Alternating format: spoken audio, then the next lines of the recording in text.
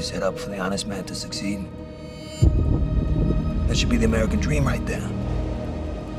You know, beautiful story with a happy ending. But that ain't the way the world works. America's a hustle.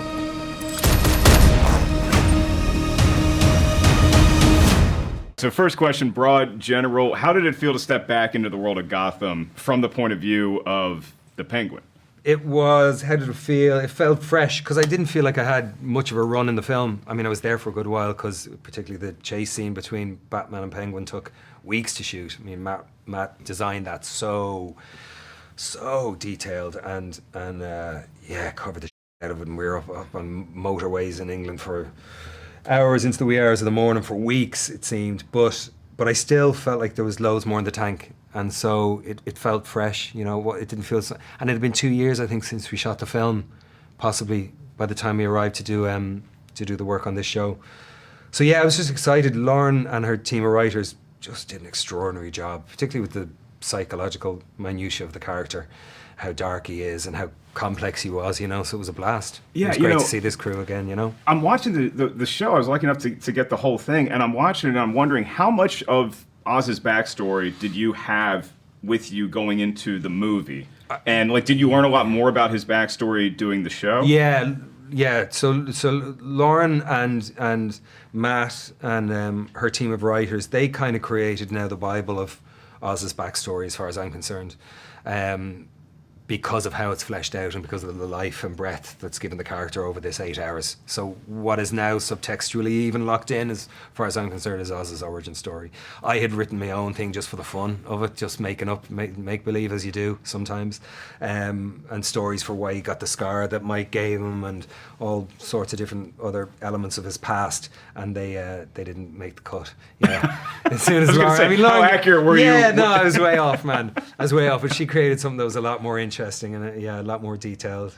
She shared with me the story. I was doing the Banshees of Inisherin. I was on the west coast of Ireland, and I had a call with Matt Reeves, Dylan Clark, our producer, and Lauren, and they had hired Lauren, and they said she wants to share with you the story that she's gonna write. And I knew nothing about what the show was going to be, and I sat in a cottage in the west of Ireland with the computer open, and we had a Zoom reception, pixelated beyond belief, and she spoke for half an hour about what the show was going to be, and I just was blown away, particularly by the relationship between, I was blown away by Sophia's journey, Cristin, Sophia, and particularly the relationship between Oz and his mother, which was so consequential, you know, for him, as it is between all sons and their mothers.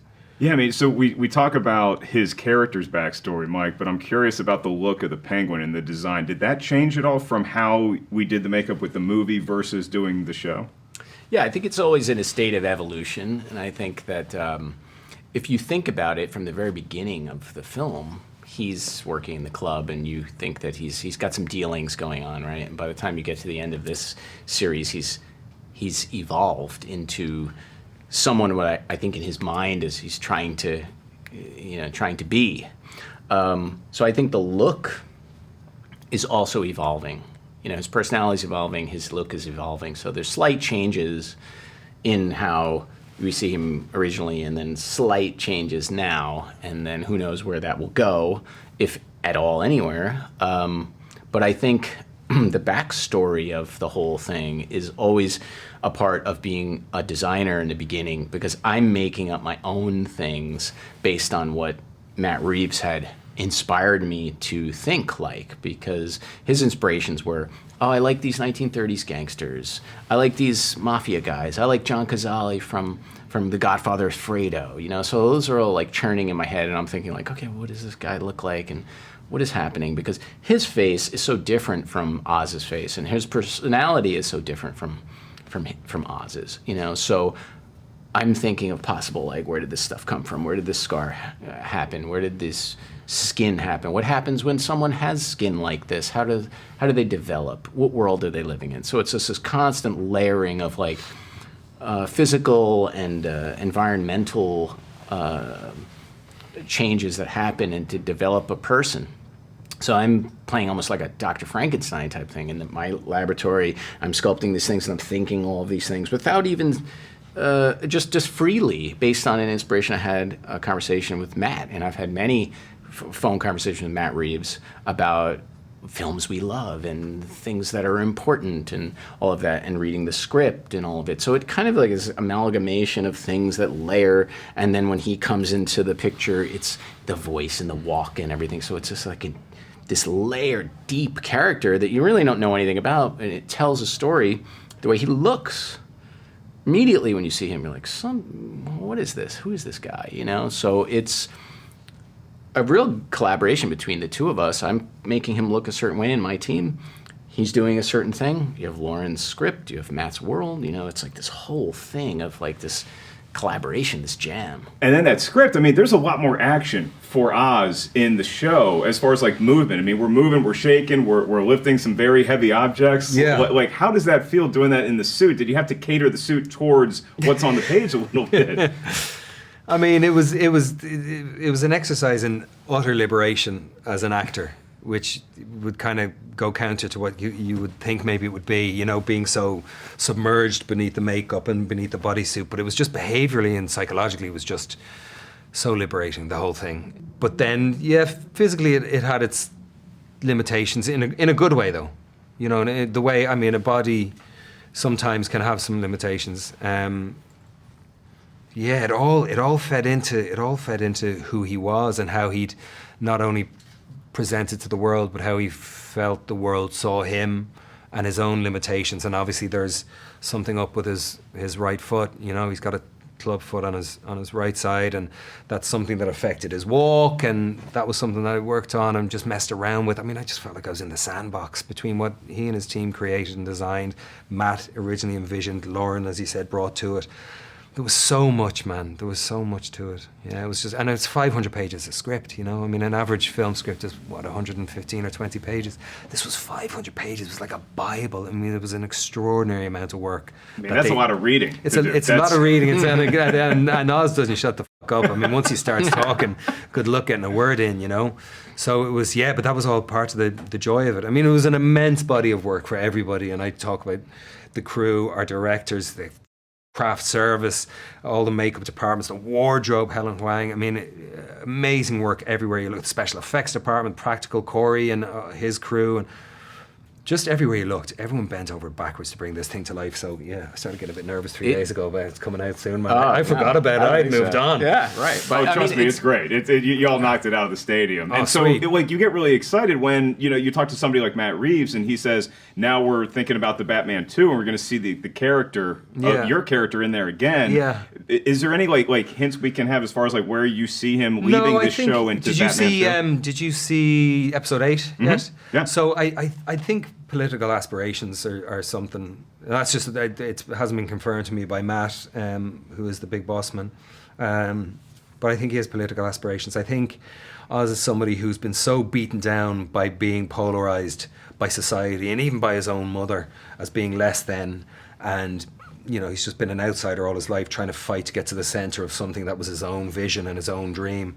And I think that club, that political club, the power of that mixed with the underworld dealings that he's established, he's more than apt at, would be probably the area of exploration for him, I think. Yeah, Mike, I gotta feel like for you, this has got to be a dream come true, getting to work with a Batman villain like this. So when you look at the rogues gallery that Batman has, is there anybody else that you've seen? That's and you're a good like, question. Yeah. Like, oh, like you want to take a shot at Clayface? Who else? Who's the next villain you just dream like, oh, that'd be so cool to work on? Well, I mean, we've seen so many Jokers, and we've seen. Amazing work on the Joker. You did amazing work already on the Joker. Oh yeah. Well, we did a shot at that, which was now. selected out, and you know. What about the villain? What about the villain known as the Gun Show? What about him? Yeah. Well, maybe these are the villains, but you I could think be really Mr. Freeze, these are the villains. Yeah, maybe. But I think there are so many villains in this world. There's so many villains. I mean. I love the original stuff, like in the Detective Comics, because now they have like an app where you can go to like look at every single comic book from like 1939 and 40 and stuff, so you can really see the origins of some of the characters. And for instance, like not saying that, I mean, not implying anything for Matt's next film or anything, but someone like Clayface, he totally doesn't look like the way we know him now, as this blob of dirt and all that.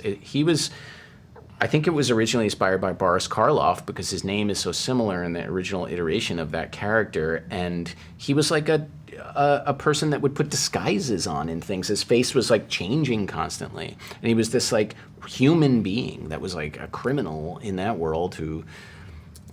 That would be cool and feasible. Yeah, I mean, in this universe. It started, my thinking of it all of like, what would I do with this? I mean, does he have like this face that's completely disfigured and empty, and he could put pieces on and be different people? That could be cool. That would be something I would love to explore. Not saying that that will happen or whatnot, but there's so many things like that. There's so many grounded characters in the world, especially from the beginning of the Batman world, which I think Matt's film is a little bit more like the beginnings of the Detective Comics origins. So, the Joker doesn't come into play until like way later, and then I think in the early 70s, Neil Adams rekindled the Joker. I think it was like 1971 or 2 or something like that. Like he rekindled that character that was from the beginning and then kind of faded away and then came back 20 years later or something. And I love the opportunity to be able to do that character again in a different way. But there's so many other things that you could do that are makeups, that could be makeups. Don't have to be big monsters and computer animated things or visual effects. That could be real characters, like the Penguin, that can have emotional scenes and beautiful things. Do you know if you're going to be asked to do other stuff yet, or do you know? You can't tell. I'm not sure yet. I really can't say. I can't say anything. But I'll wait till you leave and see if I can squeeze an answer. You are scrambling for whatever dignity you have left, and you're hoping I will save you. Not gonna happen. I don't owe you a thing. No, you're right, you don't. I owe you. So, Cristin, I'm dying to know, what about playing this character was most interesting to you? You read it, you get offered it, you're looking at it, and what about playing Sophia was so interesting? I mean, I kind of got so spoiled because I get to do everything. Like, you really get such insight into how she becomes who she becomes, and you get to see her at so many different points in her life, and it's just like such an incredible arc. So I just really got to, I feel like I hit the jackpot, basically. You get to do everything, I right? get to do everything, yeah. So when you're on set, the first time you see Colin as Oz, the full Oz makeup, what's that like? Was there like a big reveal, or was it gradual? Did you sneak into the makeup trailer and take a look? We actually, it was done really well. We were doing like, camera tests for hair and makeup and costumes and like all that. We had like a couple days of that, and so that was the first time I got to see him, and so I'm glad I saw him then and not like when cameras were rolling, and it's magnificent to see up close because it doesn't look like makeup at all, not at all. You can't tell at all. Not up close either. Nope. Wow. Yeah, they did such a great job. It feels real. Like in the first episode, I give him that kiss on the cheek, and it feels real. It's all real. Mike is a genius. That's so cool. Yeah. Because, I mean, your character has a journey as well as far as makeup and the look goes. So how did that inform the way you played the character as the show progresses? Yeah. Was there like a piece of makeup or like a piece of clothing that you used to kind of get into that version of the character? Definitely. I mean, I was so in lockstep with our hair and makeup team and our wardrobe designer, and, we all really felt like she has like war paint on, like like the eyeliner starts to be like, like for like to go into battle, and the clothes. I mean, my God. So our brilliant research department, Rotten Tomatoes, Okay. which may or may not be me binging old TV shows. Absolutely. A few years back, you did a handful of episodes for The Sopranos. Yes. So how does the Falcone crime family compare to The Sopranos? Can we do some mobster on mobster comparison? Absolutely. I actually just watched The Sopranos for the first time like 2 years ago. Turns out it's the best show ever made. It's pretty damn good. It's pretty good. Yeah. So how would you say The Sopranos, like as the way that they operate with their crime enterprise versus the Falcones? Or do you see similarities, or is it just two completely different universes? Because one does have a superhero. Right. Of course. Well, there's that element, of course. They do seem different. Carmine is he's so like fancy. They're so like they really like flaunt their wealth in a way that like obviously the Soprano house is like very, very wealthy, but you don't see like Tony's in like a lot of like golf shirts, whereas Carmine's in like Gucci or something. Yeah, right, Yeah. right. They really like to flaunt the wealth. They The really like to Sopranos flaunt kind it. of keep it a little They closer. keep it like under wraps. You know, he drives that like Chevy, what is it, like Tahoe or Escalade or like, I don't know. But, you know, I'm like tooling around Gotham in a, what is that car called? It's like the Mercedes, help me out. It's so expensive and fancy. Oh my God. It's definitely not my Mercedes. No. Because I got like the cheapest Oh my one. God, but what is it called? There's like it's like that truck. Oh, yeah. But that's it. It Yeah. like shows how It like rich shows you are. how wealthy they you are. open with how rich you Yeah, are, yeah. basically, in Yes. this world. Right. Yes. Which you kind of have to, I mean, to keep up with everybody else that's running Right. around. The way that you deal with Oz. Yeah. Everyone else in this show initially seems to underestimate him, but Yeah. you seem to know his potential. You seem to be at eye level with that. How is Sophia able to get through to Oz in a way that nobody else is? Well, they have a history, for sure, which informs that. But I think she's also underestimated, and she's been disregarded her whole life. And I think, like, you know, I think they're kindred in a way, because people have overlooked them their entire lives and like sort of cast them to the side. And they are both so hungry for power. So there's like a world in which they would have worked really well together. How much of the backstory are you of your backstory are you given, and how much are you kind of filling in the blanks just as a performer and trying to understand the material? It's kind of both. Like I was, you know, in this show, obviously, I'm given a lot of backstory. And Lauren and I had like such lengthy discussions about it. And then I did a little bit of my own filling in the blanks as well. But that's also the joy of a limited series. You get so much more time.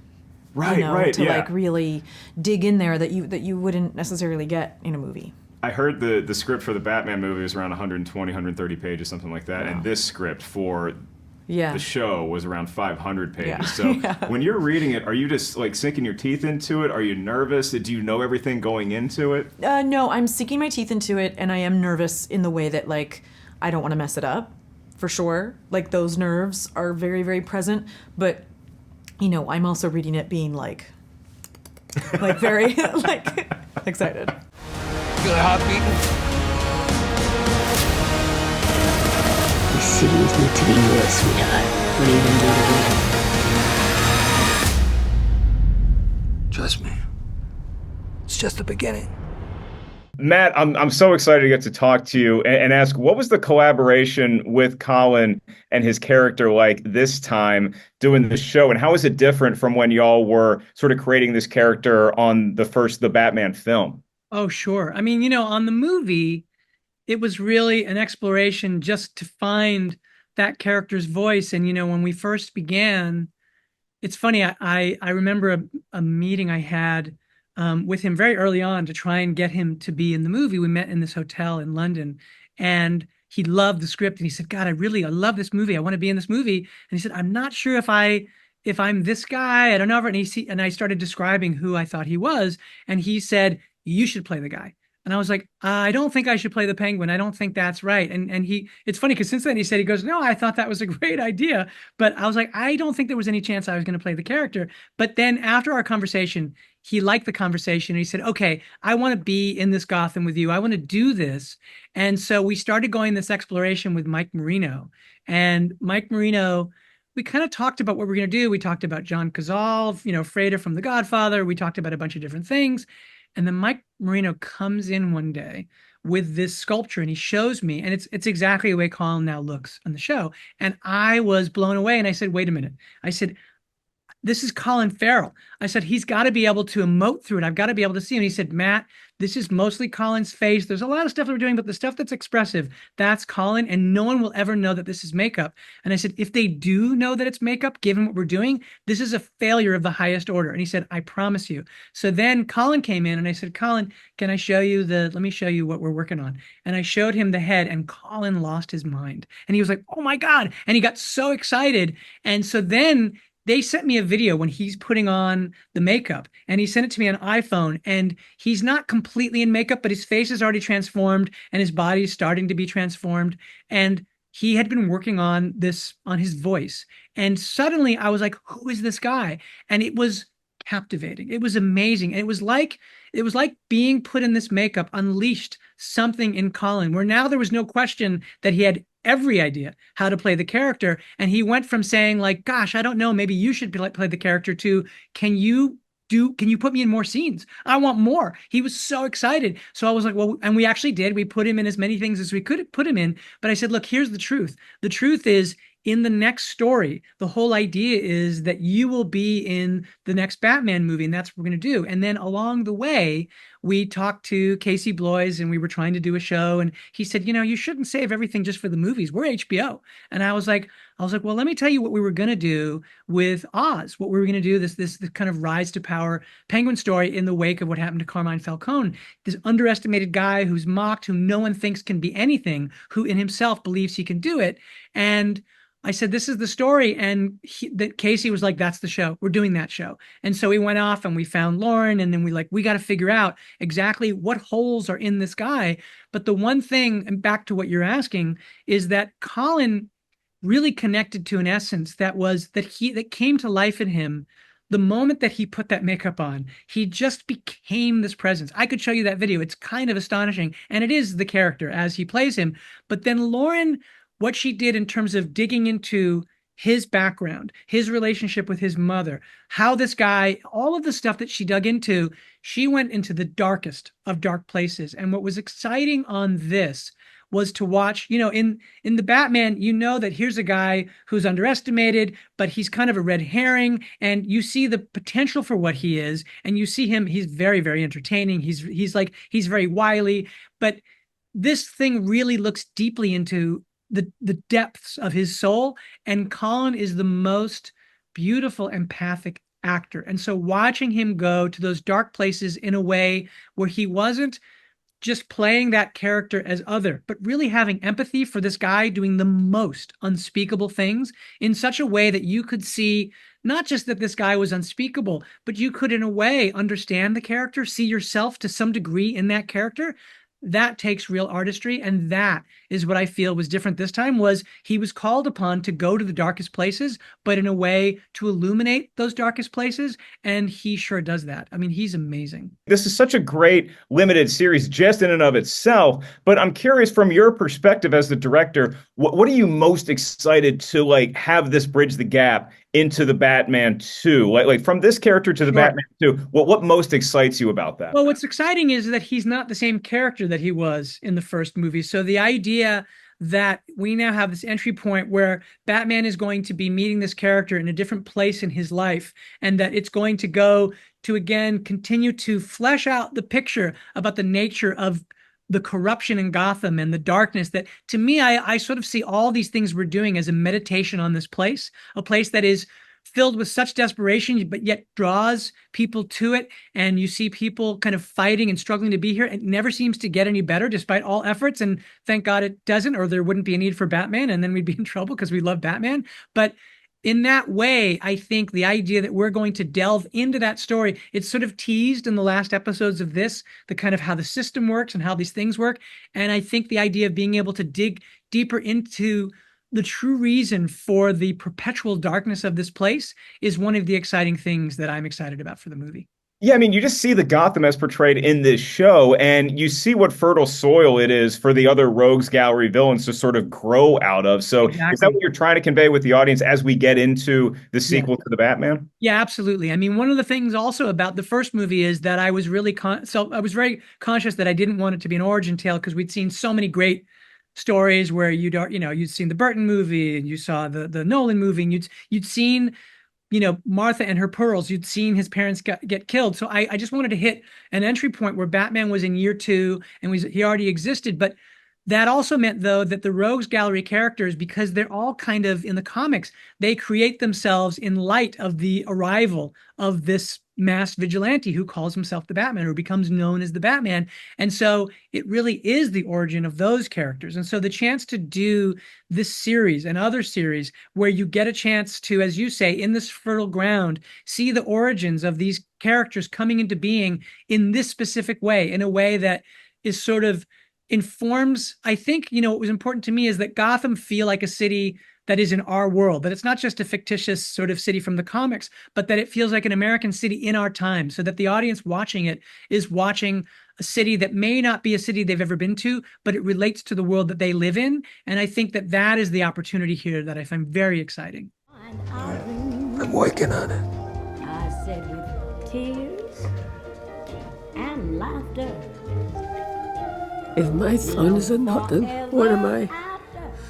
What was it like the first time that you got to see Colin in the full Oz makeup? Was it just like on set doing a scene? Did you get a little sneak preview? Yeah, it was during a camera test that we did just before we started shooting. Like we had a couple weeks before we started shooting, and we knew he was coming in because it's like everyone's on their walkies. Hey, he's coming in 2, coming in 1. we got Oz 30 seconds away. And then he walks in through the door. You know, him, 3, 4 other people coming in, and you're looking at him, and he's making his way over to you, and immediately there's just like an immediate intimidation, kind of fear, because he just kind of looks scary. He's got the scars on his face. He looks kind of menacing. He's looking down at you, and it's just a little bit scary. That was my first thought. I was like, oh man.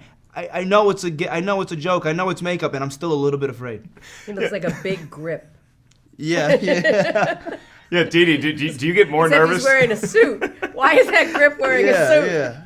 Because you can hear on the walkies that Oz is coming. Does that make you a little more like, oh wait, the big man's about to enter? I think it was harder to meet Colin than it was to meet Oz. Meeting Colin was like, oh my God, he's even more beautiful. Oh my God, he's so kind. Oh my God, look at I was actually very relieved when finally whoa, get that face away from me. Get your damn head on so that I can work with you, so that I'm not feeling so like, whoa, hit by the Colin Farrell stick. So I actually really felt relieved when I saw Oz, and I was like, oh, I can work with this. This is just some big guy, some big character guy who got a big break, who's pretending to be Colin Farrell. This I can work with. Thank God you're not the most beautiful man on the planet anymore. You know, I was relieved to have that beautiful man stuff go away. I prefer the other. I'll let him know you said that. Rhenzy, I want to start with you on this because you're new to the world of DC. Like, this is a new character, so you kind of have the sandbox all to yourself. Yeah. How much direction or guidance were you given as far as how to play this, or is it kind of open to your interpretation? I think it's a combination. I mean, you work together with the director and with Lauren, the showrunner on our show and creator, and so me, Craig, and Lauren had a few meetings beforehand to kind of discuss a lot of things about the stutter and a lot of things about who he is, and kind of, you know, he's lost his family. What is that?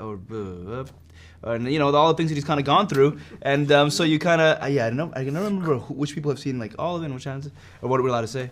And so he's kind of gone through a lot, this kid, and so kind of going through that and what that feels like and what that looks like, and so this is collaboration. It's not just necessarily my brainchild, and it's not necessarily anybody else. It's like we kind of come together and work on it. I think they were generous enough to give me a lot of trust into what I would try and bring to the character. As I think they did with most of the cast, because everyone's incredible. But I think it's an amalgamation. It's everyone kind of worked together. Yeah, and then Dee Dee, for you, I mean, playing the mother of this character, when the motherly figure, I'll say, is you can get to Oz in a way that nobody else can. Why are you the one that can get in there, and what is the most important thing about his personality that nobody else really knows about? His shame, how easily he's humiliated, and how weakened he gets by being humiliated, and how you have to he has to learn how to turn that humiliation into a weapon, how he has to get crafty with it. And I think Frances knows that feeling, and she's able to teach him how to turn that feeling into something that gives him power and also his invisibility. I think he hates being invisible, and he feels, but he's turning himself into a very powerful beast.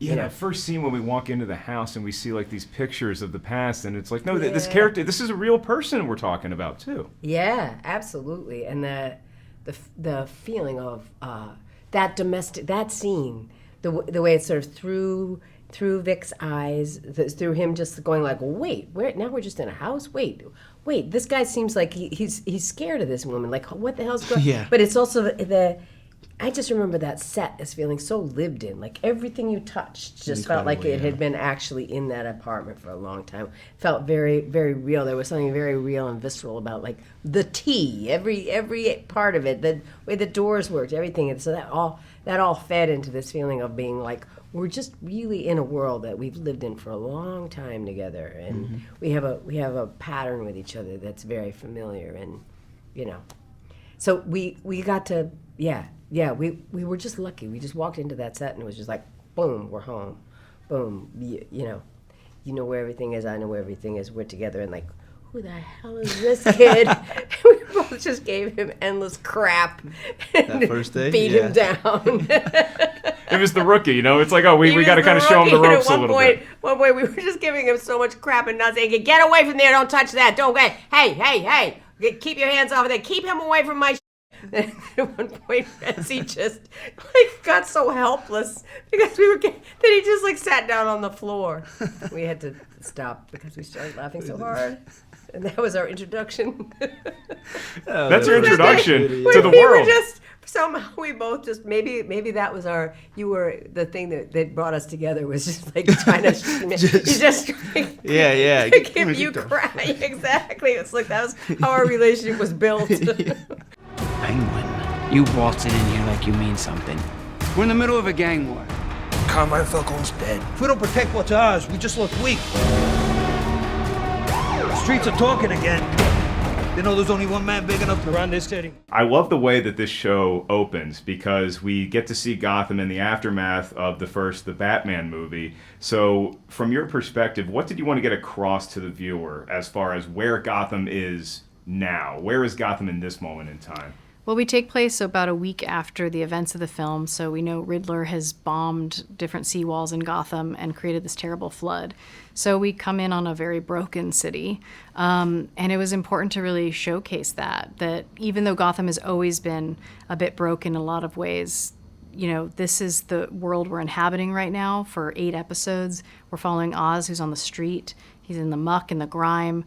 We're in the seedy underbelly of Gotham, and we just also get to see different sides of Gotham as well. So, yeah. Yeah, it was a nice contrast because I've never seen suburbs of Gotham that kind of portrayed like that, and I think that was a nice counter or a foil to what Oz and where he is in Gotham. So it's a nice contrast for the viewer. Yeah, it was really important to us, and we created maps and all these things with our production design team to establish where these different neighborhoods are and who's from where, how damaged certain areas are.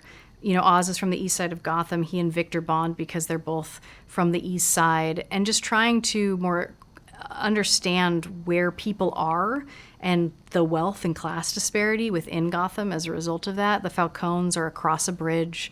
It's not easy to access. No public transit goes over there. There's so many cities in the United States that feel like that. And so we just really wanted to also have Gotham be a character in that regard. Yeah, and then, with our central character, we're doing such a deep dive into Oz and his psychology. So what was the most important thing for you to get across to the audience as far as who this guy is? Honestly, just, to spend those 8 hours and make them worthy of 8 hours, to have them all be relevant and to dig deeper into who he is psychologically, what drives him, what motivates him, what makes him tick. The fact that maybe you're charmed by him in one second and disgusted by him in the next, that he's a peculiar character, he's hard to pinpoint, and, he's often on his toes. And he's just coming up with things on the fly. He's impulsive, but he's also very calculated. But also most importantly to understand what drives him emotionally, and that's his mother and his love for his mother. All he wants is her approval, and that is why he wants power, that it's rooted in family and it's rooted in her affection. And I think that speaks volumes as to who Oz is as a character. Right, you got to know him so much through his mother, and one of the things I loved about watching it was I couldn't tell if he was just being reactionary or if he was calculating in any given moment. So for you, just personally, what was the thing that excited you most about the Penguin? Was it a mannerism? Was it something, an action that he did that you're like, oh, that's good stuff?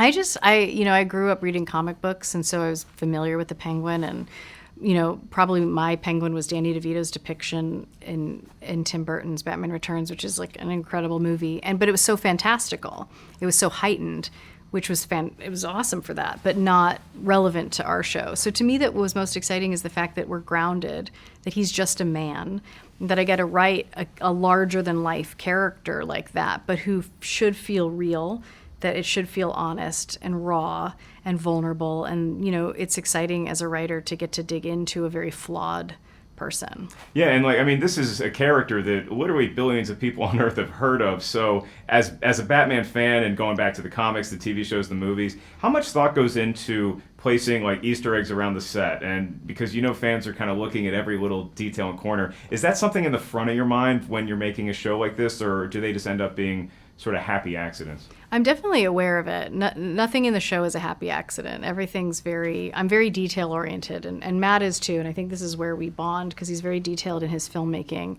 And for me as a showrunner in this show, I think the devil's in the details. So every little Easter egg is purposeful and thoughtful and intentional, but I didn't want to just lead with that. Like, we're making the show to have you dig deeper into these characters and create new canon and hopefully engage with people and like empathize with them in surprising ways and connect with them and really want to watch these people so they hopefully can live on, beyond this version of a story too, in creating new canon. Yeah, I think one of the ways that Oz gets so humanized is some of the parallels with the lore that I knew growing up. For instance, the Jason Todd Robin story where Batman catches him vandalizing his car, then he's like, oh, maybe that's the new Robin. In the same way that Oz sees Victor kind of doing the same thing. Is that a parallel that y'all were sort of drawing from? I mean, I definitely, when I was thinking of the types of characters that Oz should interact with and the kind of story I wanted to tell and how you dig deeper into this guy, how you understand him, I did think about, Batman gets his Robin. How come Oz, the Penguin, doesn't ever have a character like that? Especially in a crime drama, I think the mentor-mentee relationship is extremely essential. And I did so much research, and it is so much about grooming people to be mobsters and gangsters. You want to ingratiate people in it who are capable of that level of violence. And I don't think Victor is inherently that type of character, which to me was interesting. Yeah, I mean, you talk about grooming mobsters, you can go to Sophia as well. So she's a character in the comics. So how do you make the decisions as far as this is something that we're going to keep from the comics, and then we also need to add this to flesh this character out a little more? Well, I asked Matt early on because he was still editing his movie, and so it wasn't as clear in terms of getting to fully see the film by the end. Asked him, like, how are you adapting things? Are you, like, honoring the comics? Are you literally adapting anything? And to him, he was like, I think you pay homage, but there's freedom here. And that's how he viewed it. It's like, tell the best story. So to me, I didn't feel beholden to any comic. I'm aware, of course, that Sophia's a seminal character in the comics, and she's depicted a certain way. And my depiction of Sophia is quite different than that. But I think I was granted, freedom creatively from Matt early on of it's okay, like do whatever you want. DC was so supportive of that. And so for me as a fan and someone who grew up reading comics, I wanted to definitely honor them. I want there to be echoes and things that feel reminiscent of the character that came before.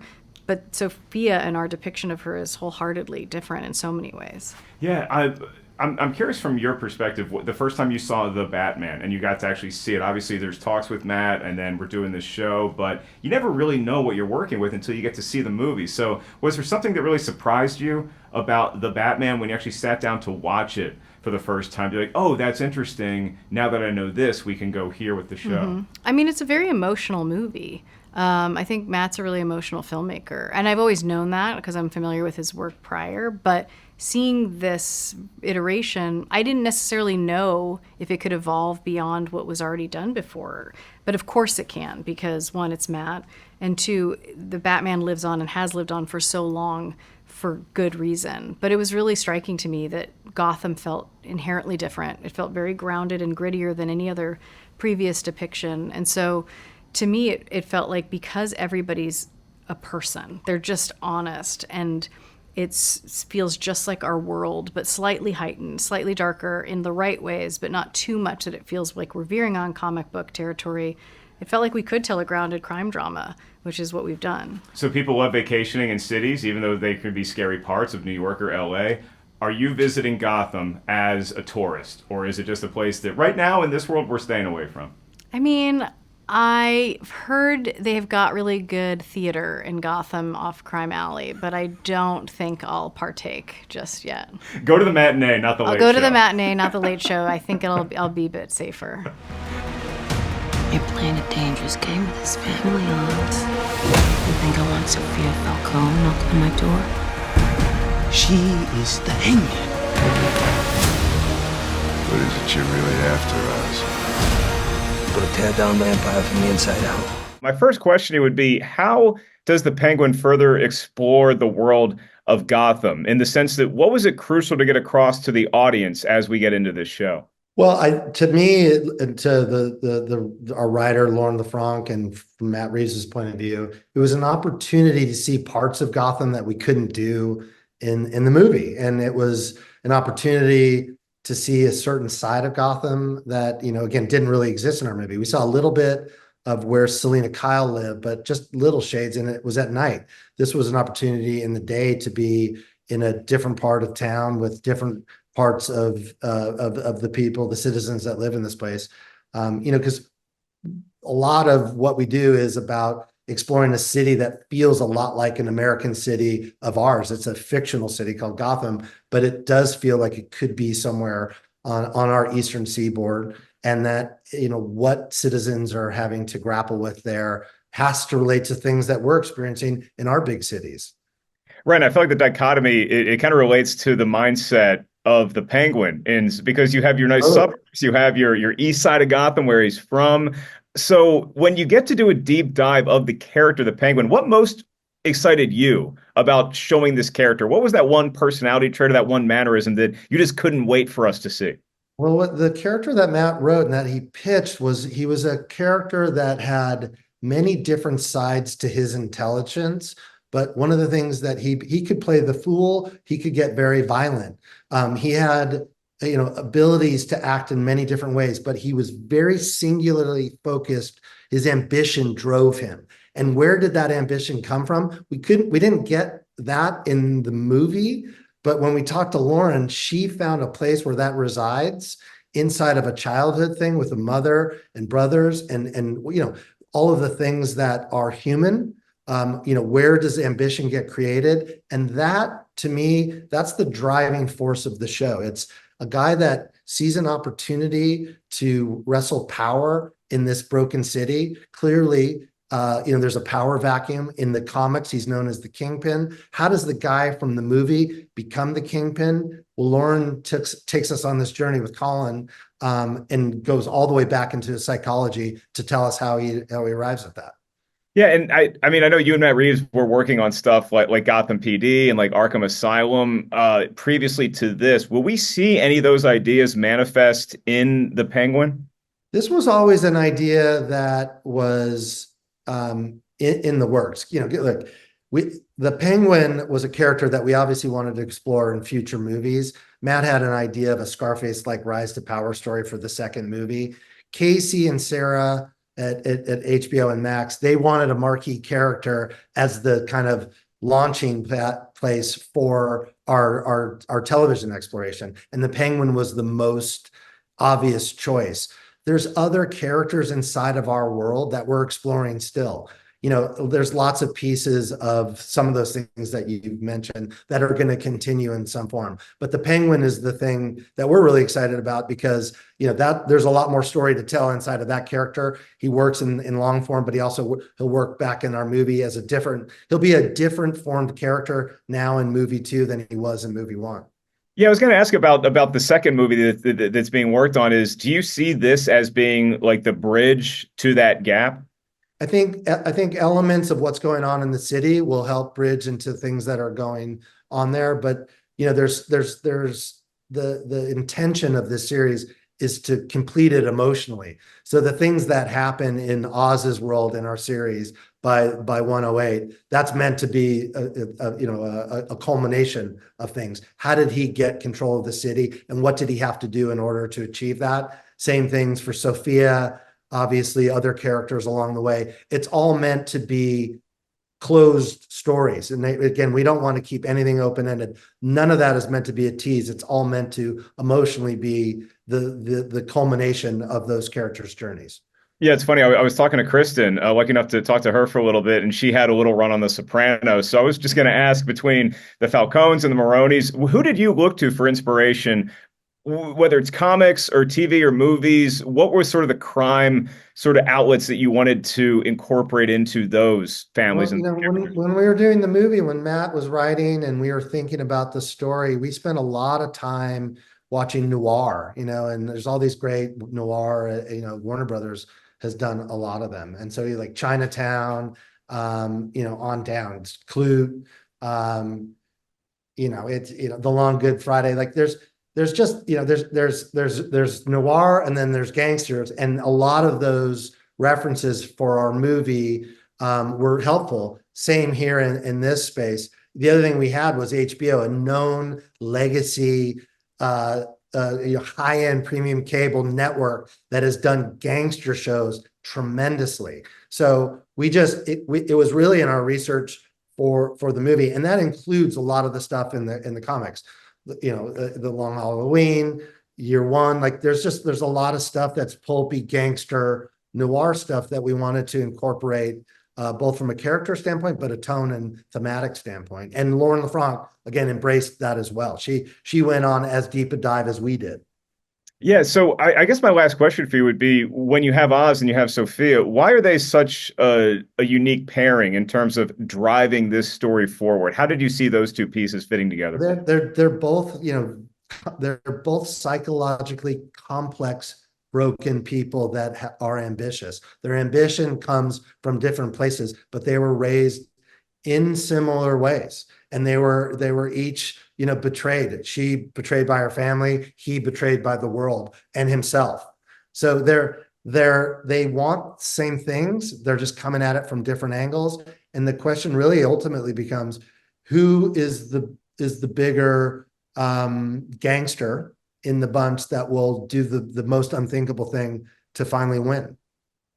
So you mentioned that you did have some inspiration for another TV show kind of like this in this world. Is any sort of movement on that, or any sort of tease that you can give our audience? No, I mean, I can't tell you exactly what it is, but Casey and Sarah and Joey are executives at HBO and Max.